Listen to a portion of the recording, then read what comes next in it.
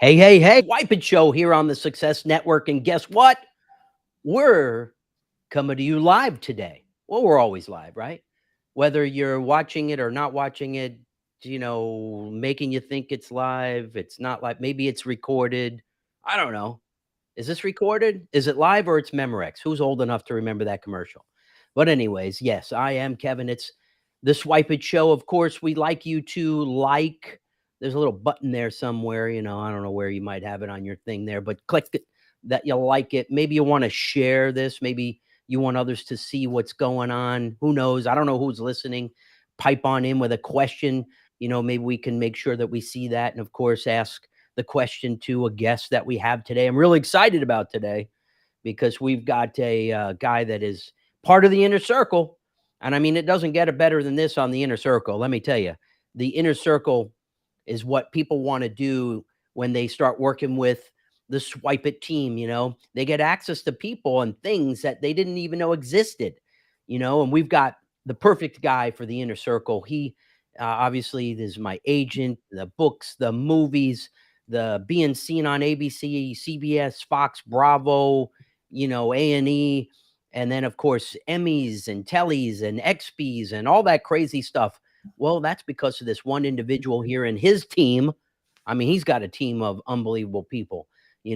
He's got Angie and Lisa, and we in the past there's been Lindsay, and we've had Greg, and then there's of course Rami, and then there's Carlo, and we got all kinds of people. They're doing all kinds of stuff there, right? And that's what a team is. They all get together. They're part of the inner circle, right? You got to have that inner circle to make things work in the best way. And what's really cool is this guy is a good friend of mine. I've known him since 2015. I got introduced to him from one of my other clients. I've been fairly successful in business. It gave me the opportunity to go to him and say, "Hey, listen, I saw you did this book. I want to do a book." And he said, "Call this guy." And then, of course, the rest is history. And of course, now I'm a best-selling author and doing all this crazy stuff. And even got an Emmy. Look at this. You guys have maybe you never seen this. What this is an Emmy. That's what you get when you become an Emmy award winning person or Emmy award winning whatever, right? Well, Nick has got the big one. It's got the little stand at the bottom. But this is a real Emmy. And this guy here, this is for Freedom Isn't Free, the Folds of Honor story. You can always watch that on Prime. And along with everything else that somehow or another we're associated with. Maybe this thing will stay. I don't know. It might fall on us while we're talking. But yeah, a lot of fun there with Emmys and Tellys and all this crazy stuff. Look at this thing here. We got here's what this is called, a Telly. You get one of these when you're doing some crazy stuff on internet and TV and stuff. This one's for the Brian Tracy story. Well, how did I get in touch with being able to do stuff like this? Well, that's from the fellow that I'm getting ready to introduce. Of course, he's got over 20, coming up on 30 Emmys himself. He has a record of excellence with documentaries, best-selling author himself. I mean, he's got. I'm just going to read some of this stuff. You can't keep this stuff in your brain, all of it. I'm sure he could rattle it right off. But how about from the slums of Port-au-Prince, Haiti, with special forces raiding a sex trafficking ring and freeing children to the Virgin Galactic Spaceport in Mojave, with Sir Richard Branson, 22 time, actually more than 22, 22, 23, 24, 25. How many is it, Nick? We'll talk to you in a second about how many it is now. Award-winning director, producer Nick Nanton has become known for telling stories that connect. He focuses on the most fascinating subject in the world, people. That's what makes the world go around, is people, right? As a storyteller and best-selling author, Nick has shared his message with millions of people through his documentaries, speeches, blogs, lectures, and best-selling books. And of course, Wall Street Journal best-selling list is available on Audible, Autobooks. Nick has directed more than 60 documentaries and a sold-out Broadway show. And of course, there's all this stuff that he does. It's crazy, right? I mean, who has a list of all those stuff? He's done and shared the stage with even Larry King, Dick Vitale, Kenny Chesney, Charles Barkley, Jack Nicklaus, Tony Robbins, Steve Forbes, Sir Richard Branson. I actually did a book with Richard Branson. I think I got it right here, right? Look at this.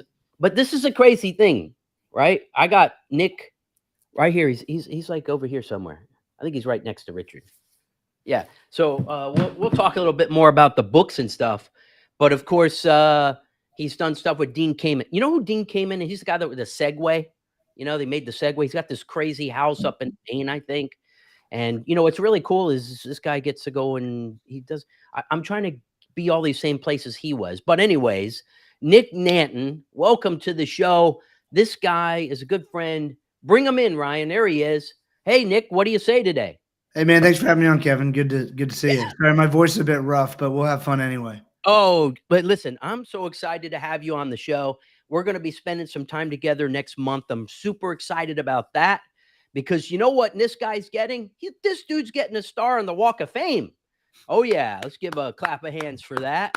You know, I'll tell you, one of these days I got to get that. I don't know. Maybe I got to have more things. Maybe I got to hang out with Peter Diamandis and Richard Branson, Steve Forbes, Tony Robbins. Who knows, right? I don't know. I mean, you've got this all going here. Tell me something. You know, what's your day typically look like? Think about all the stuff that I just said that this guy's doing, right?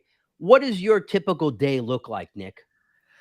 Well, there's a couple things about that. There's days when I'm home, like now I'm in my studio across the street from my house, and there's days when I'm on the road. Days when I'm on the road could be anything. I leave tomorrow to go shoot a stage show for a client of mine up in the Boston area. So there's things like that. But I only travel, a couple things to know.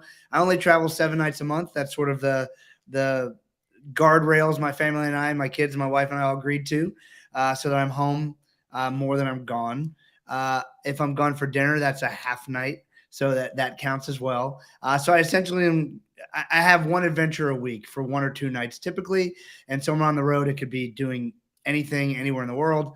When I'm home, typical, you know, it's not that exciting when I'm home. I'll usually get up and see my kids off to school. My oldest is driving now, so that makes life easy. We see him off. Usually we'll work out with my wife or run with a friend in the neighborhood. I take my first appointment at 10:30. I always try to do a lunch with somebody, whether it's my business partner, Jack, or a friend or someone who comes into town to have lunch with me. Just enjoy some time for lunch. I do appointments in the afternoon, phone calls, and I'm typically done by 5 o'clock so I can be at my kids' games or help out practices or whatever. And the kids are, 17, 14, and 11, well, almost 11 in a couple weeks. And so they're doing a bunch of different things at the same time. So we're in that phase of family life where it's hard to get everyone around the same dinner table a lot, but we work very hard at it. And, I just try to spend time with my family when they're sleeping or doing other things and I'm not working, like fishing and hunting. That's me. And playing guitar and songwriting. That's my deal. That's amazing. I agree with you 100%. I've done everything in my power to try and be home for dinner. I think being at the dinner table is super important. It creates a dynamic that there's a structure. But as my kids got older, my daughter's obviously in college now, so it went from 4 to 3 people. So my cooking standards was different. It's like, how do you buy for 3 people, not 4? That's a little weird in itself. And then my son started his first job. So then all of a sudden we're down to 2 people eating.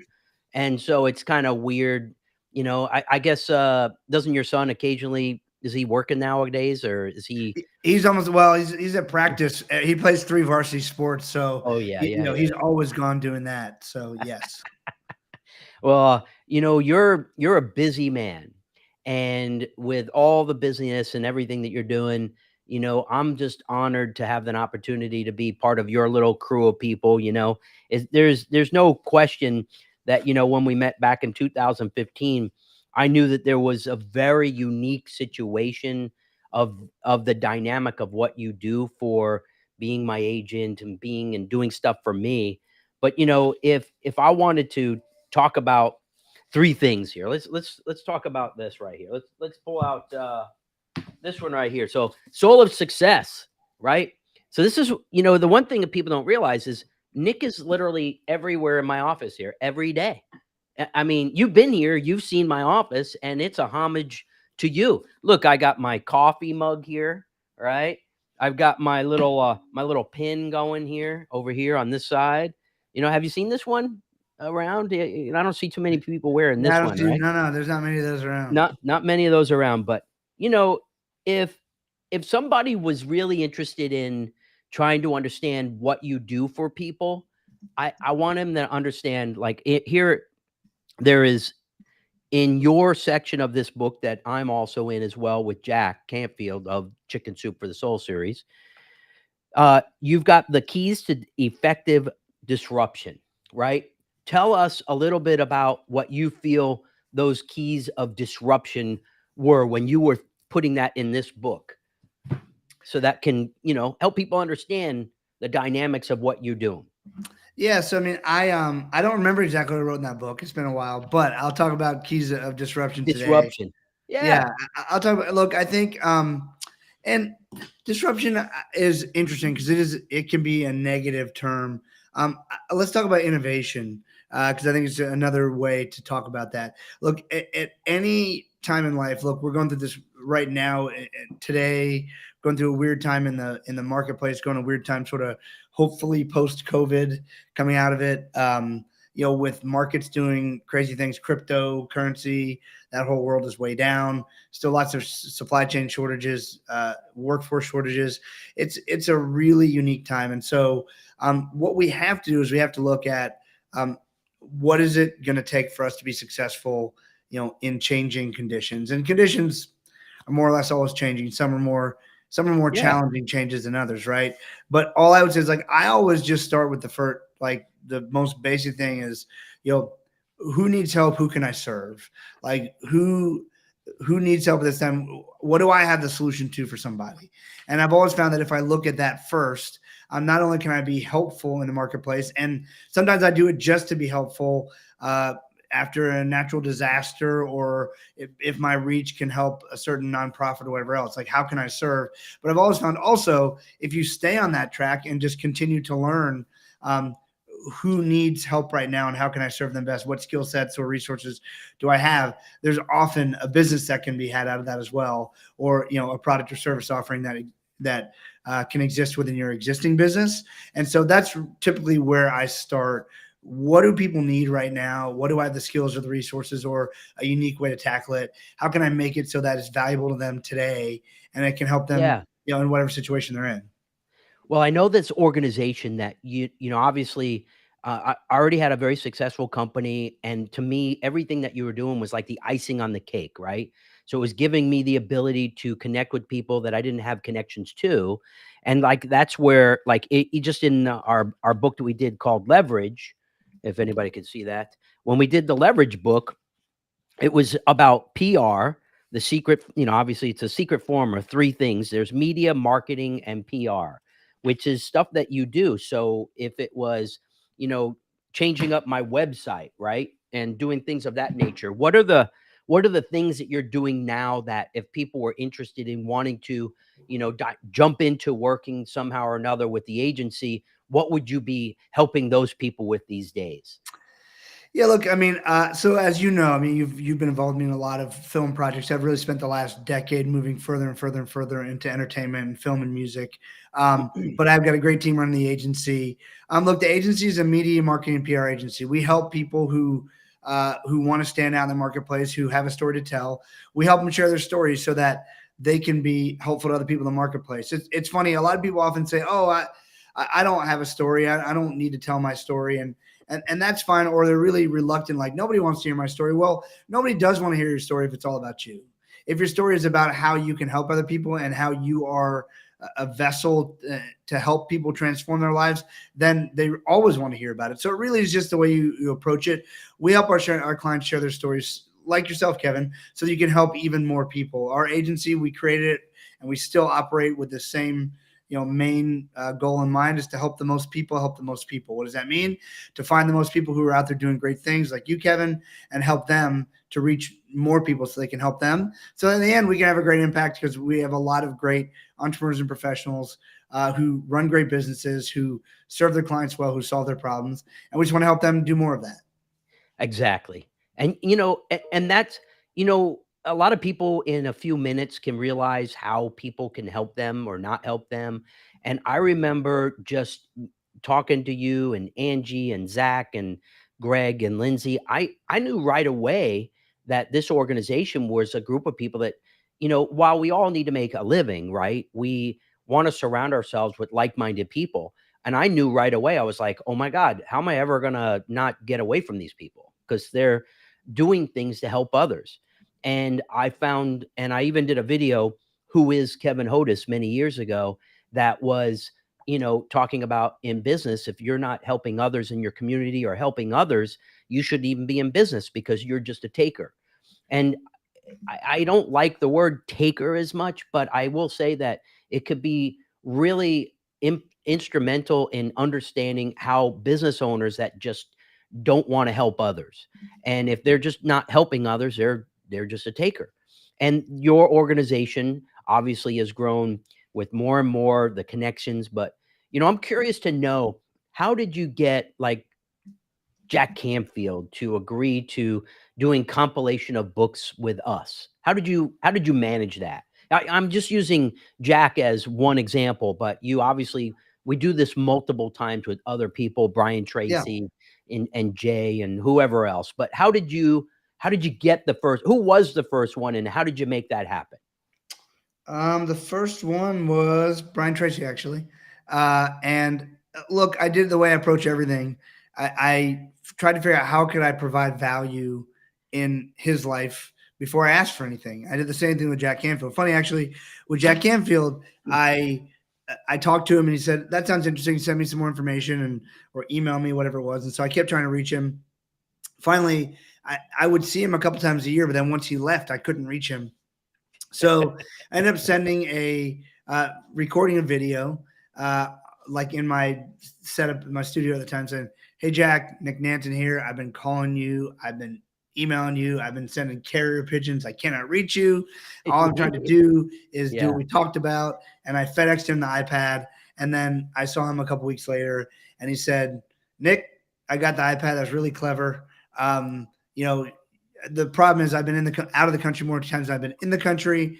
So I've been super busy. I felt really bad. I almost sent you back the iPad, but here's the thing. My daughter really wanted an iPad, so I gave her the iPad. Call me next week. We'll do the deal." And that's how I ended up getting that deal done. But again, I stayed in front of him and made sure that he knew I was just trying to provide value for both of us. And ultimately, it was just, something as silly yet simple as sending an iPad. I mean, at the time, it was probably $1,000, but Ooh, no one else was sending an iPad for $1,000. right. So, and we've done millions of dollars in business together, but most people won't put their money where their mouth is and won't take the risk.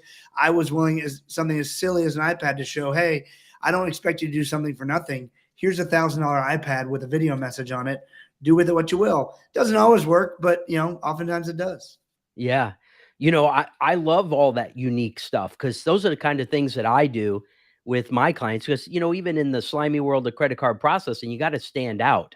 And luckily enough, I've built a 100% referral based business with my clients selling us and, taking care of people. And it all boils down to how your clients are being taken care of and what's involved with how that stuff works. But, I I think it's commendable when you start one, just like you did. I mean, you had to make connections to do the Larry King stuff. Obviously, there is some things coming out with Dickie V. I'll let you mention that quickly, but I do want to show you, this if people haven't seen this. This was something I received. Where do you open it from? Hold on a second here. This is a I don't know if it still works. Yeah, look at this. Look at this, huh? Look at this. Yeah, remember this, Nick, when you sent this out? Yeah, I So do. this is a really cool thing that I received from Nick, and of course, I show this to a whole bunch of people, right? So it's a really unique thing. It's got your little video that you made, and it came in a really cool box. Now, of course, I've been a client of yours, and you're a client of mine for many years, and you still sent it. You didn't have to, but you did, right? Because you know what? It's just what we do, right? And that's what really separates the unique relationships And relationships is really the true key to business that people really do miss. And, like just in, if we go to the old Performance 360 book, right? So if we go back to Performance 360, and I'm not trying to put you on the spot, but I want to talk about this right here is what you guys have said is that the people that are the most successful experts are motivated to tell their story. And so what you've done is you've created relationships based on storytelling, which relates back to music, which you're one of your first loves. And then of course with the relationships and the expertise, maybe I make a word there. Maybe that's my own word now. Expertise. And of course, you're doing these cool movies and stuff. I mean, I'm in my office here. I got Brian Tracy. We've got Jay Abraham, and now I'm working with Jay. Jay, we've been trying to work together for 5 years now since we did the flick up here. But I get to do stuff with you that really is so awesome. And I don't know, it's like a drug or something with you. I don't know. I'm like addicted to the Nick Nanton way of doing things, and I like it, and I don't really feel like it's like hurting me or like somebody's taking advantage of me or anything. I enjoy the friendship. I enjoy, you get together with Carlo. Better yet, you were here in Frisco and we were doing my military appreciation night. And what did you help do with that for me? If you, no, we I'm alluding filmed to that. the half thing over here. Yeah, we filmed that, and it was incredible. We actually just entered that in the Emmys. Made a Yay! really cool, just cover what you're doing for military appreciation, which I certainly am a big fan of, and I got to tell some good stories. Look, your story, no matter again, if you're telling your story for your own benefit, don't bother telling your story to help others and to share with others and to help them avoid mistakes, to learn, to help them understand how you can help them. Then do it. And when you do it that way, your story is the only thing in the world that no one else can copy. You're the only one who's lived that exact story. And because most of us are not narcissistic egomaniacs, we don't think our story is a big deal because we lived it. It's like Shaquille O'Neal doesn't think dunking a basketball is a big deal. He was just born that way. He just does it. And so most of us don't think our story is that big of a deal because we lived them. It's just the way we were raised, just what happened to us, just the way we were born. And so, but we got to stop doing that. And we have to actually honor and acknowledge the things that are unique in our stories that can help other people. And when we start to share those things, it's amazing how magnetic you become to others because they see something in you that will help them live a better life, solve their problem, or ultimately help them get to where they want to be. And that brings me to my next question is you came here to the United States from Barbados when you were 1, and your dad opened up a store here in the Orlando, Florida area. I'm not sure exactly where, but it was a furniture store. But what changed in your life from that? What was the real reason your dad and your family moved here from Barbados? Yeah, they wanted more opportunity for me and my brother, and a bunch of our cousins and uncles and aunts moved up at the same time. My grandparents, both sets of grandparents, they wanted more opportunity. I mean, Barbados is an amazing island. It's gorgeous. But at the end of the day, it's 166 square miles, and they just didn't see the types of opportunities that that they could see in the U.S. for us. There's just more, just a bigger field to play in, and so that's why they came here. And they've been, we growing up. I mean, my parents had some ups and downs, struggles, sort of rebuilding life in a whole new country, but we learned so much about life and how to serve from them. It's been invaluable. Yeah. So, well, that brings me to, why do you do what you do? I love helping people, man. And they say authors write the book they needed to read. It's the book they needed to read the most. I would also say that most entrepreneurs build the business they needed to hire the most.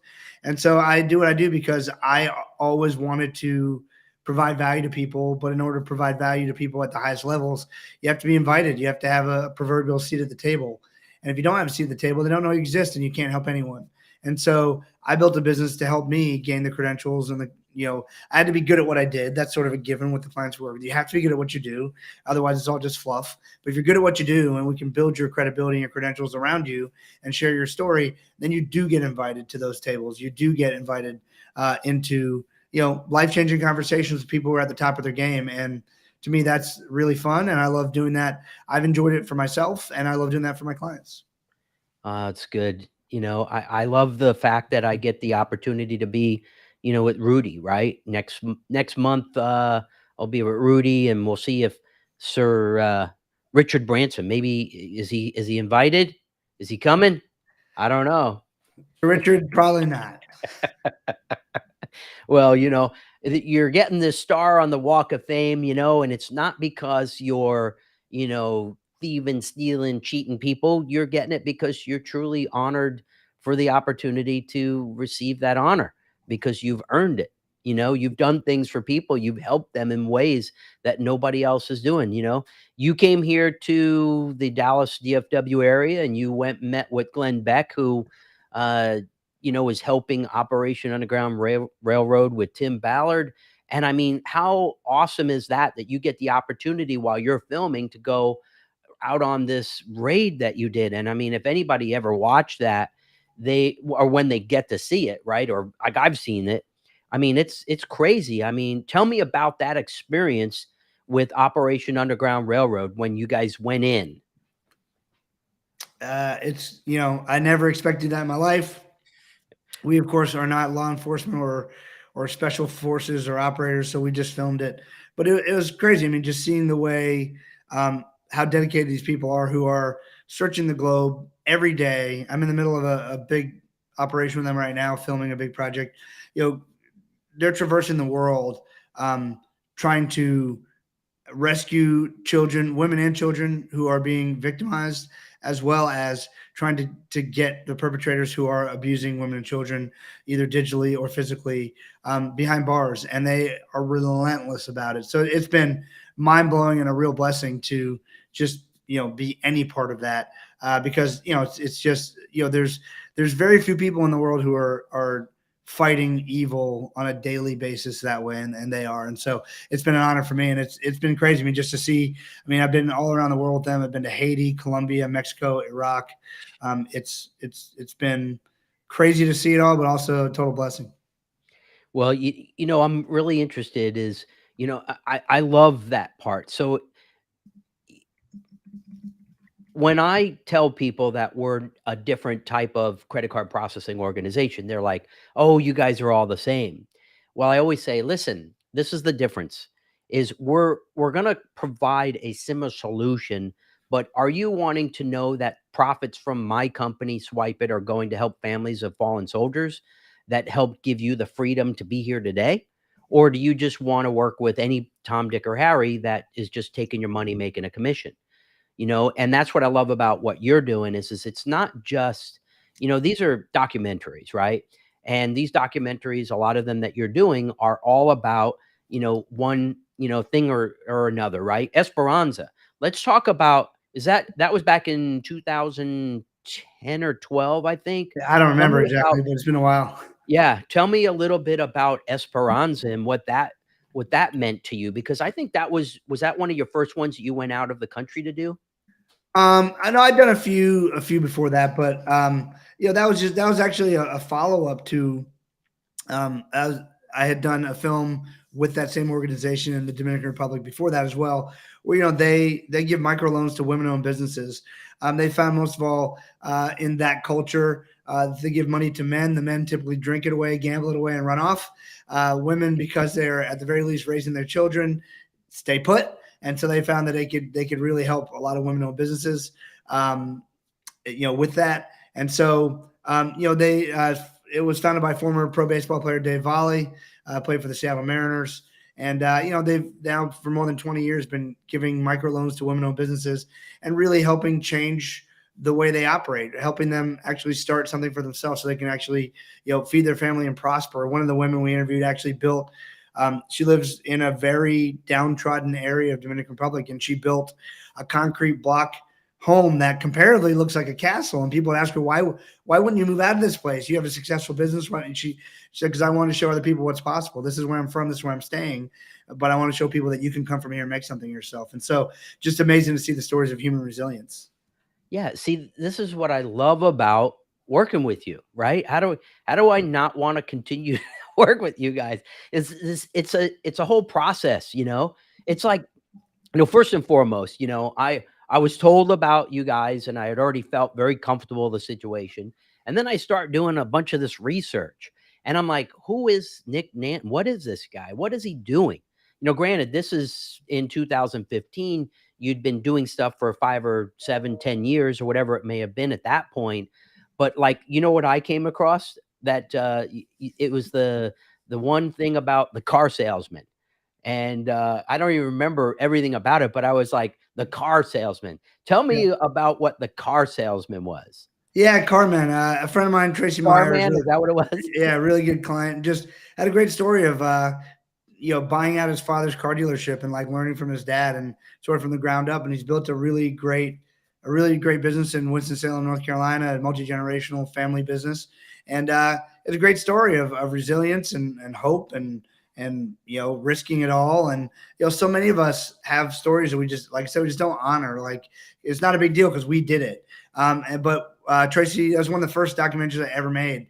He let me share his story, and it was cool how most people wouldn't think a story about a car dealer would be very interesting, but the elements in your story are typically not what are magnetic. It's the human conditions that are in your story. It doesn't matter if you sell cars or process credit cards or rescue people from being trafficked by evil people. I mean, it's the human emotions that we all can feel together that Yeah. tie all these things together and make these stories worth hearing. Well, there's a process of how to do that in a way that makes it so dynamic. And that's what you do, Nick.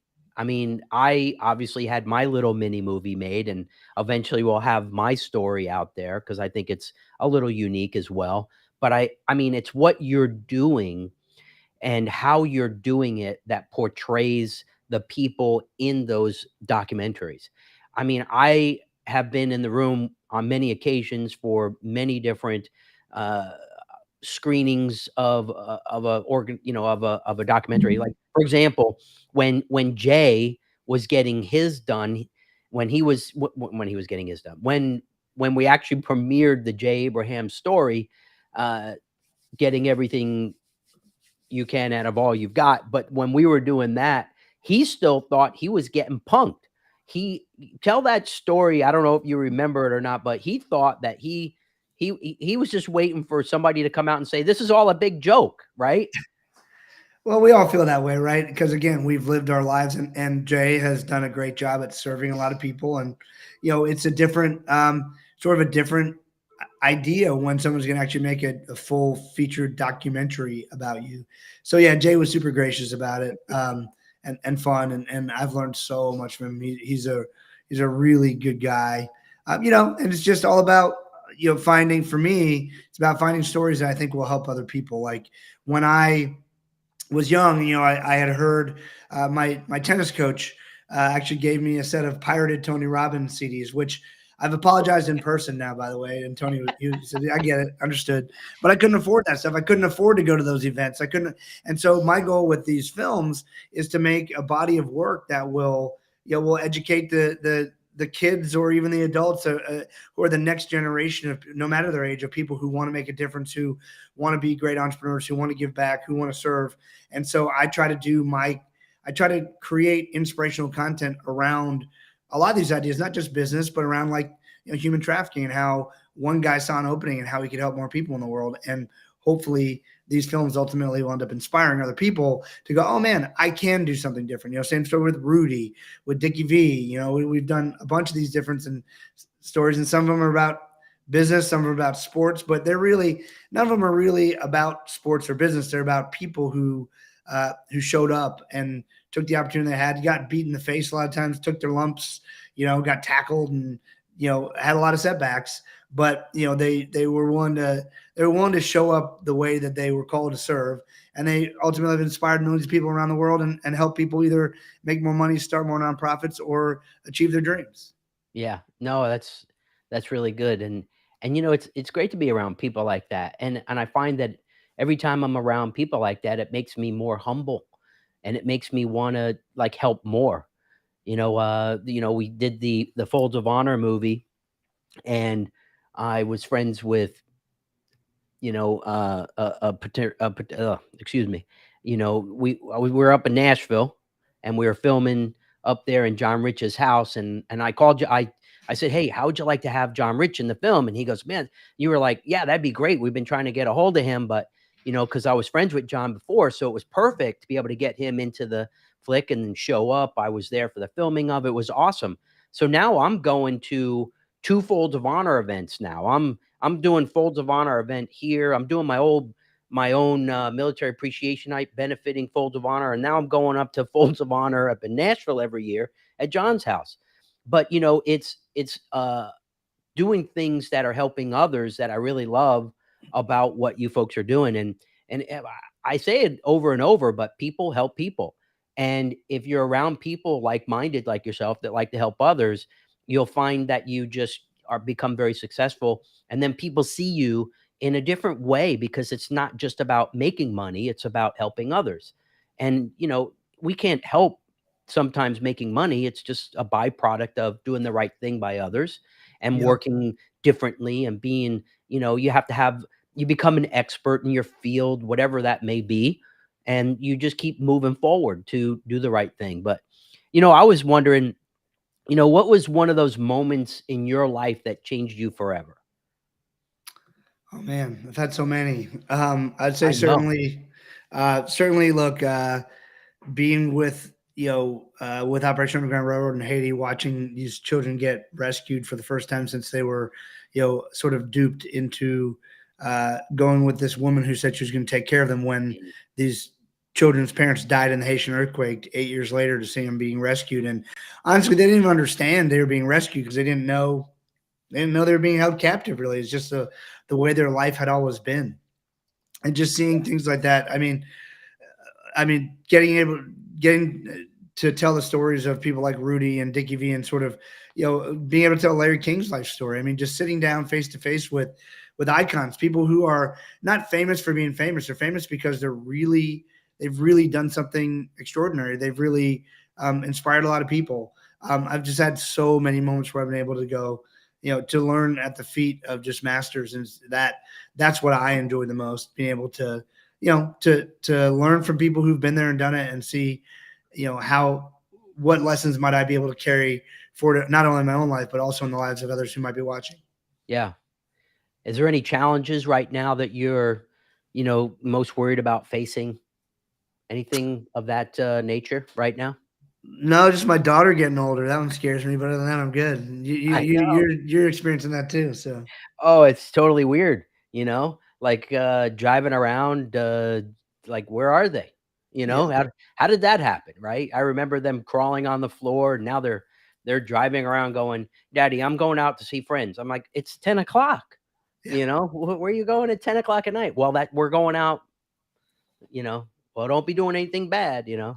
right, That'd be good. Actually, I think that, we're groomed, obviously, as thank God the time doesn't go by so fast. It goes by fast, but it goes by slow enough that we're gradually able to agree to our own psyche of realizing that our kids are growing up and, moving on. It's like your son, right? He's driving around and it's like, where is he right now? Tell me, where is he? Do you know? he's across the street right there. Oh, he's not like hanging with friends, playing video games No, or he something. was volunteering at Vacation Bible School this week, so he just got back in a There couple you of. go. That's good. Maybe I should have sent my kids off to camp, right? Oh man.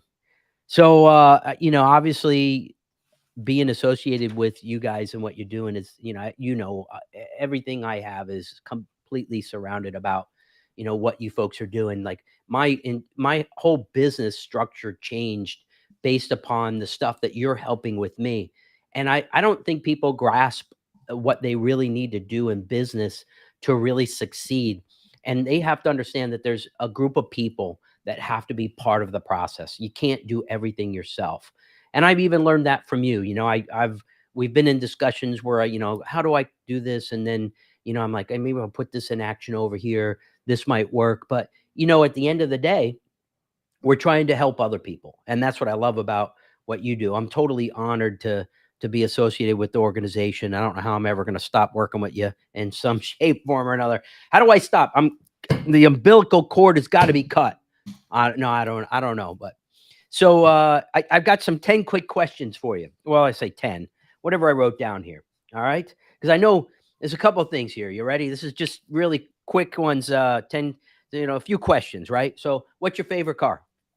Favorite car? Yeah, do you have a favorite car? Yeah, Because I'm a car nut. classic Land Rover, like vintage Land Rover, vintage Bronco. Whoa! See, I didn't know that. That's interesting. That's interesting. Okay, favorite color? Black. Black, baby. Favorite food? Ooh, that's a tough one. I would Sushi. go between Italian and sushi every meal. I know we've had some good sushi in Nashville. Yep. Just out of curiosity, what'd you eat for breakfast today? I don't eat breakfast. What? You don't eat breakfast? That's the most important meal of the day. I think that's garbage. All right. What's the favorite thing to do with your family? Uh, I know fishing's up there. Yeah, I mean, my whole family doesn't love fishing, so I can't say that fairly. Man, we hang out in our backyard a lot. We watch movies together. We go. My kids are like again, they're 10, 14, and 17, so they're all at different ages, but they all love Dave and Buster's right now. They can always find something fun to do there. So making pizzas together is fun too. We stuff like that. Going to the beach. Yeah, cool. Yep. I love it. We got some cows and a donkey at our little ranch place. We enjoy going over there too, riding four-wheelers and stuff. I love it. I love it. So what was your last movie you saw in the theater? Oh gosh. I think the new Spider-Man one, my family dragged me to see that one. I was wondering if you're like me. I don't really go to see a lot of movies because I actually have a better home theater at home than the movie sound at home. Yeah. I mean, at the movie theater. So So it's fall kind of asleep hard. in movie theaters. It's like just it's too easy. Like someone's gonna leave me alone for 2 hours. Yeah. Yeah, I prefer to watch them at home. I do want to see Maverick, of course. I hear it's great. Oh, yeah, it is good. I'm probably gonna go see that next week on vacation with the family. Yeah. No, it's really good. There's certain movies you just got to see on the big screen, right? Yeah. That's definitely one of them. I can't wait to hear it at home just to compare what I think I heard and whatever, but it's definitely pretty good out there. All right, so my last little quick question is, do you sing in the shower? No, I don't actually. Yeah, but do you think of songs while you're in the shower? Of course. I write a lot of songs. So I'm always thinking of what the next song is going to be. Yeah. So, I mean, at least, right now we're doing something next month or in July. Tell me a brief little bit something that we could talk about, because I think there's a guy that's singing a song in there. I think there's some things. Just give a little bit what we're able to say. Yeah. So, you of course helped me with the Dickie V documentary, executive producer on that. We told the story of the legendary basketball announcer Dick Vitale, commentator, and we're finishing the documentary right now. It is sold to a major network, which it will be coming out, the announcement the next couple of weeks. It'll be coming to that network in July. So really excited about that. And we did, along with a couple of my buddies, one has a Grammy nomination. The other one has, the other one wrote 3 number one songs that have been on the radio in the last 12 months, 3 number ones in 1 year. And we wrote a song for that documentary that Darius Rucker performed for us for the documentary. So super excited. Lots of cool stuff to come. So it's going to be good. I mean, I don't know how. It's like everything. It's like we could keep topping everything. It's like bringing it to a new level. It's still on the same field of helping people and bringing things out there, to tell people stories. But it's like it just keeps getting better and better and better. And I just love that. That's so awesome. I'm trying not to get worse, so I'm glad it's working. Well, you're a dynamic guy. I mean, you really are. You say what you mean what you say, you do what you do, and you say you're going to do what you do, whatever it is, right? I've never felt like I was in a position of being taken advantage of in any scenario. And I think of a conversation we once had many years ago about there's other companies that try to do similar things like this.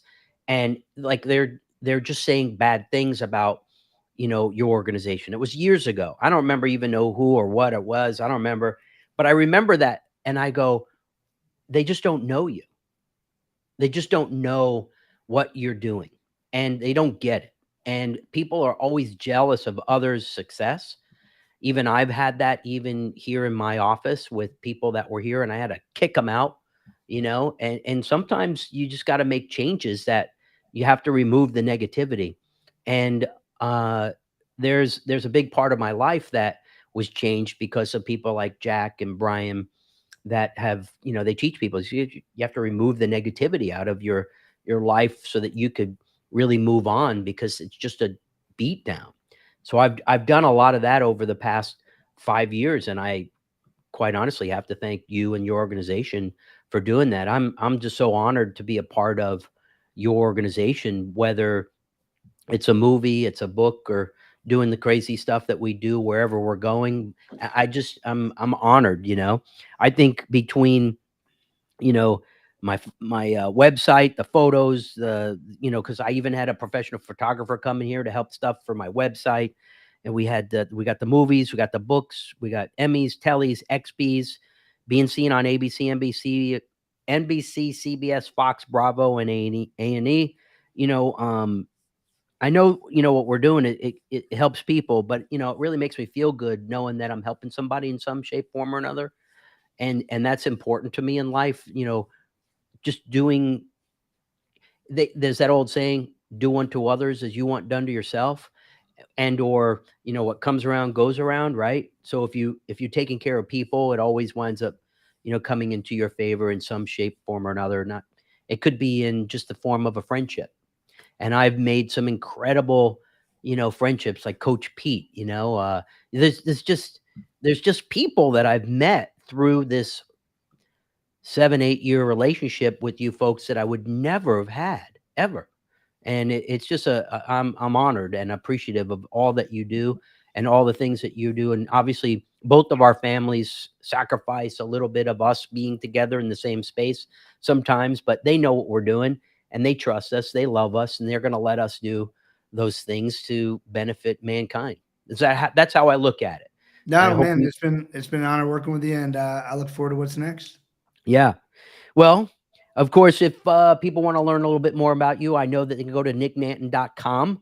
Is there any other places that you'd like people to go or know about you? No, that's one of the best ones. I mean, if I can be found on pretty much all socials, just at the handle Nick Nanton, and no, man, thanks for having me on and for doing all you do to help out. Yeah, yeah, yeah.